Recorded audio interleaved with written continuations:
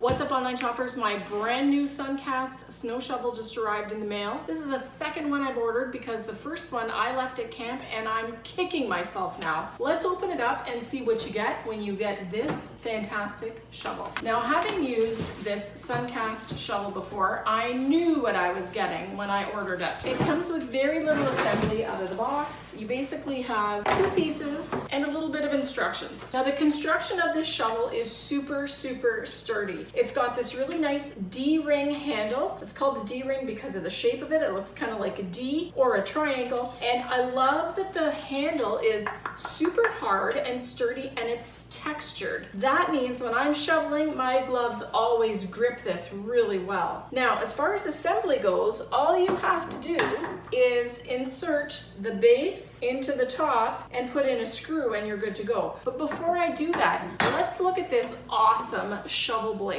Or is it a scoop? I don't know. But what it is awesome. It's got this really great steel lip on the bottom that wraps right around and extends to the front of the plastic blade. And this plastic is really sturdy. It's a little bit flexible, so it's going to stand up to the snow and all of the punishment that you give it quite easily. Now, what I love is that this steel blade here actually prevents the wear on the shovel, so the shovel's going to last years and years and years because the thing that takes the beating is actually the metal at the front. It's riveted right through. It's not positioned or placed or glued, so it's really sturdy construction. And then let's talk about this blade, or like I said, is it a scoop? It's super deep. It's got at least a 5-inch curve here, so you can actually use this either like a pusher like this or as a scoop where you can actually scoop and shovel large volumes of snow. That's one of the reasons why I picked this shovel over any other shovel all the time, because I can move a huge volume of snow. Now, it's got the Suncast name right there, a really nice sturdy powder coated steel handle. So now that we've talked about all the great benefits of it, let's attach these two together, just one over the other like that.